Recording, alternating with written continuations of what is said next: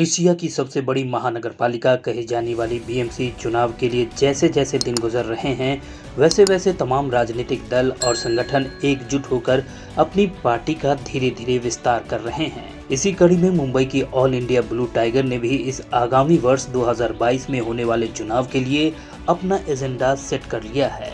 All India blue tiger इस बार आम आदमियों से जुड़े हुए मुद्दों को लेकर लोगों के घरों तक जाएगी।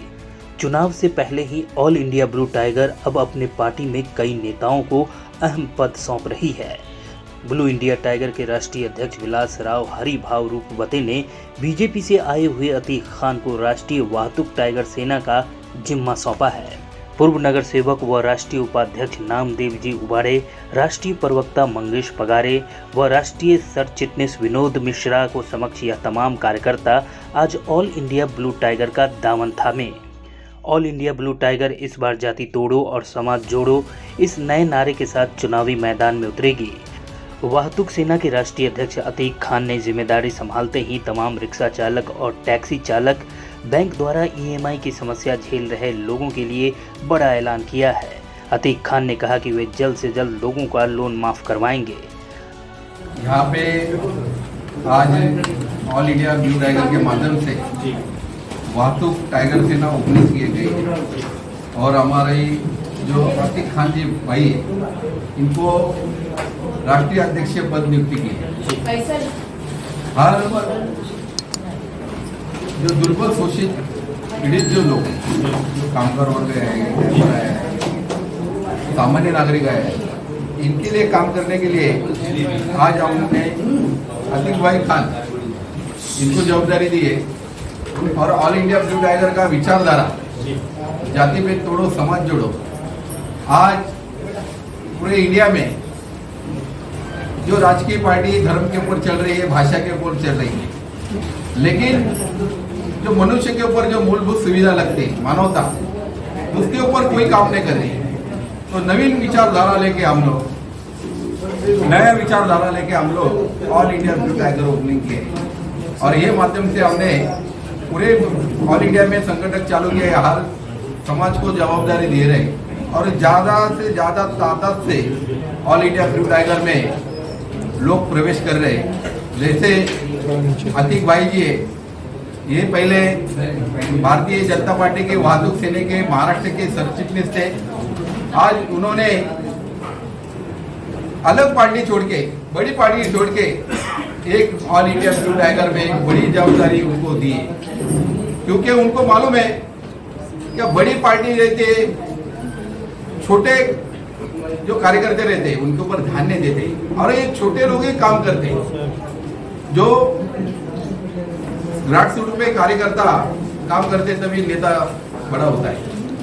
तो वो हिसाब से हम लोग ने ऑल इंडिया ब्लू टाइगर की पूरी यहाँ पे जो टीम है हमारे नामदेव जी उबाले, मंगेश जी पगारे साहब है, विश्वास जी है, रमाताई है, वहाँ पे रत्नाताई है, अपने संजय यादव जी है, पगारे साहब जी है, राजू खरत जी है, ऐसे बहुत सारे यहाँ पे लीडर लोग हैं। हम और पूरे ऑल इंडिया में हमारा संगठन का बहुत बड़ा काम चल रहा है और आने वाले महानगर पालिका में हम लोग सबके सब बम्बई में सीट चुनाव लड़ने जा रहा है और नासिक में जा रहा है, पुणे जा रहा है, थाना जा रहा है।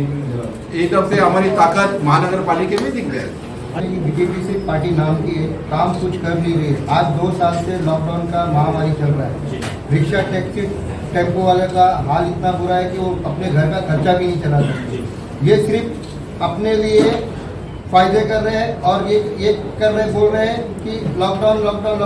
बैंक वाले लोग उनको परेशान कर रहे हैं, गाड़ियाँ खींच के लेके जा रहे हैं। फर्स्ट पेटी वाले घर में घुस के गैस का सिलेंडर, कबाट, फ्रिज जो मिल रही है वो रिकवरी करके लेके जा रहे हैं। तो ऐसी पार्टी के अंदर फायदा है। केंद्र में इनकी सरकार है, कुछ कर रही नहीं। इनके हाथ में सब कुछ होने के बावजूद भी डीजल पेट्रोल की महंगाई इतनी बढ़ जा रही है कि आदमी अपना घर चलाएगा या अपना बैंक का लोन भरेगा।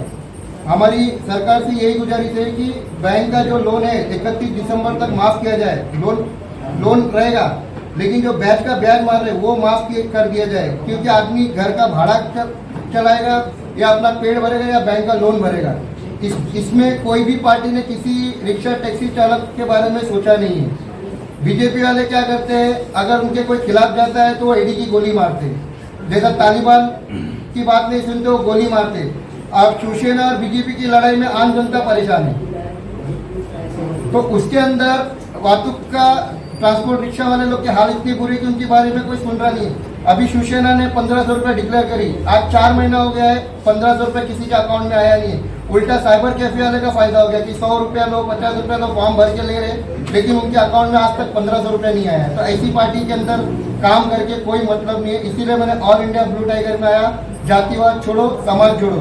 मुंबई में जो समस्या है पानी की है, रोड की है, बारिश में पानी होता है, भर जाता है घर घर में, टॉयलेट की है, और बहुत सारी समस्या है। वो समस्या लेके हम लोग महानगर पालिका में चुनाव लड़ने वाले हैं। दूसरी बात है, कोरोना में जो हालत हो गई, बीएमसी ने और महाराष्ट्र सरकार ने या केंद्र सरकार ने कोई जनता का कोई ख्याल रखा नहीं। इसलिए हम लोग ऐसे मुद्दे चुनाव में लेकिन जाति भेद तोड़ो, समाज जोड़ो, यही शब्द के ऊपर सब लोग हमारे ऑल इंडिया ब्लू टाइगर में आ रहे हैं। आज पूरे आप देख रहे सभी समाज के अंदर हर पार्टी में धर्म के ऊपर चुनाव लड़ रहे हैं, लेकिन हम लोग जाति भेद तोड़ो, समाज जोड़ो, हम एक व्यासपीठ पे सभी समाज के लोग ला रहे हैं। दंगा मत करो, एक दूसरे को जो झगड़ा होता है, जो हमारे लीडर है जाति भेद में जो दंगल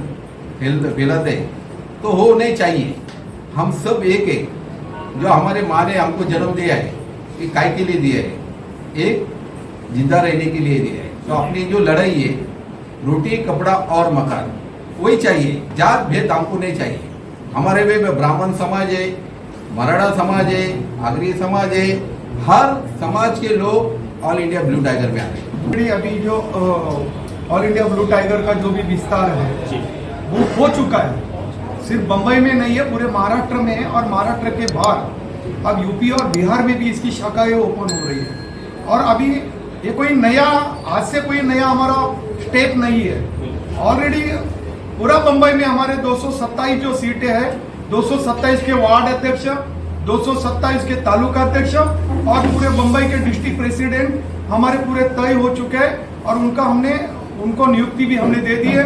और सभी लोग जो है हमारे ऑल इंडिया ब्लू टाइगर के लोग, वो सभी जाति धर्म के खिलाफ में समाज जोड़ो जाति तोड़ो के नाम पे के ऊपर एक साथ में आकर सभी जाति धर्मों को लेके काम कर रहे हैं। हम सिर्फ यहाँ पे मराठी करके वोट नहीं मांगेंगे या हिंदुत्व करके वोट नहीं मांगेंगे। आज कोरोना में जो हालत हुई है, सरकार तब बीजेपी की केंद्र में, महाराष्ट्र में, मुंबई कॉर्पोरेशन में शिवसेना की सत्ता है, लेकिन आज कोरोना के हालत में क्या हालत हुआ है, कोई भी कॉर्पोरेटर ने लोगों को जो सुविधा देनी चाहिए थी, जो समस्या थी, वो हल नहीं की। और यही मुद्दे को लेके हम लोग आगे जाने वाले हैं मुंबई कॉर्पोरेशन में, ताकि कोरोना के टाइम में आपने जो देखा इतनी महंगाई थी, इतनी महंगाई में उनको जो भी कुछ सिर्फ डिक्लेयर कर रहा था शासन, हम आपको अनाज देंगे, हम आपको दाल देंगे, चावल देंगे, लेकिन किसी को कुछ भी मिला नहीं है। जब भी कोई ये सत्ताधारी पार्टी का जो भी कॉर्पोरेटर है, शिवसेना हो, बीजेपी हो, उनके कोई भी कॉर्पोरेटर जो है बड़ी संख्या में है मुंबई में,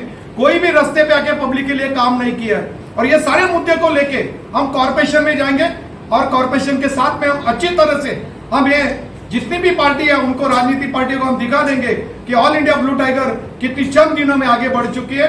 और हमारे ज्यादा से ज्यादा कॉर्पोरेटर भी यहाँ चुन के आएंगे। आज हमारे इस ऑल इंडिया ब्लू टाइगर में 5 एक्स म्युनिसिपल कॉर्पोरेटर है, जिनका एक्सपीरियंस भी ये ऑल इंडिया ब्लू टाइगर के पीछे है। आज हम जो भी चुनाव की सारी तैयारियां, ये 5 एक्स म्युनिसिपल कॉर्पोरेटर पूरी तैयारियां कर रहे हैं। इनको पूरा एक्सपीरियंस है और एक्सपीरियंस के साथ में हम मुंबई महानगर पालिका इलेक्शन लड़ेंगे। कितने सीटों से चुनाव लड़ेंगे? हम 227 पूरी सीटें हैं, क्योंकि हमारे पास 227 शाखा प्रमुख है, 227 शाखा प्रमुख है, उनके तालुका प्रमुख है, उनके जिला प्रमुख भी हमारे पास तैयारी में है, ताकि हमारी पूरी तैयारी हो चुकी है। हमें कोई नई तैयारी अभी करनी नहीं है। हमारे सब लोग रेडी है। सिर्फ हम लोग जल्दी से जल्द हम फॉर्म बंटवाएंगे, उनका हम लोग इंटरव्यू हम लोग स्टार्ट करेंगे। और हमारा जो एक्सपीरियंस है, मैं 3 बार हम भी कॉर्पोरेटर रह चुके हैं, हमारे मुंबई के अध्यक्ष रमेश कामले भी कॉर्पोरेटर रह चुके हैं, बाबा साहब बंसोड़े करके कॉर्पोरेटर है वो भी रह चुके हैं। ये सारा हम लोग को जो कॉर्पोरेशन का जो एक्सपीरियंस है वो एक्सपीरियंस को लेके जाके हम 227 जो हमारे उम्मीदवार होंगे उनको हम ट्रेन करेंगे कि इलेक्शन कैसा लड़ना है और कैसा जीतना है। पूरी जानकारी हमें वो जानकारी हम देके हम ज्यादा से ज्यादा सीट यहाँ पे कॉर्पोरेशन में चुन के आने की कोशिश करेंगे। हम सबसे पहला राज्यपाल को एक लेटर डालेंगे जो महामारी के अंदर टैक्सी टेम्पो जो परेशान है, उसके बाद में महाराष्ट्र के सीएम को भी लेटर डालेंगे, जितने भी बैंकर है प्राइवेट और मल्टीनेशनल बैंक उनको भी लेटर मारेंगे और पुलिस स्टेशन में भी लेटर मारेंगे। हम लोग 25 सितंबर को इसका आवाज़ उठाएंगे कि अगर इनका ये नहीं होता है तो 25 सितंबर को हम उसका आंदोलन करेंगे। लेकिन आप जो टॉपिक लिए हैं, ये बैंक का तो रूल होता है कि आपको समय पे ईएमआई भरना चाहिए और बैंक तो पहले से ही सारी चीजें केंद्र सरकार ने बोली थी जब तक लॉकडाउन है तब तक ईएमआई का कोई भी चार्जेस नहीं लगेगा और ब्याज नहीं लगेगा। अब ये क्या कर रहे हैं, ब्याज का ब्याज भी मार रहे हैं और घर पे गाड़ियां बेच के जबरदस्ती गाड़ी उठा रहे और उनको हायर परेशानी टॉर्चर कर रहे थे। गाड़ी नहीं भरेंगे तो घर में से सामान उठा के लेके जाएंगे। ऐसे कितने मुद्दे हमारे ऑफिस में आके पेपर पड़े हुए हैं जिसके लिए हमने ये मुद्दा इसमें डाला हुआ है कि अगर कोई भी बैंक, हम 25 तारीख को बताएंगे, वादा नहीं, 25 तारीख को आपको इसका रिजल्ट दिखाएंगे आपको।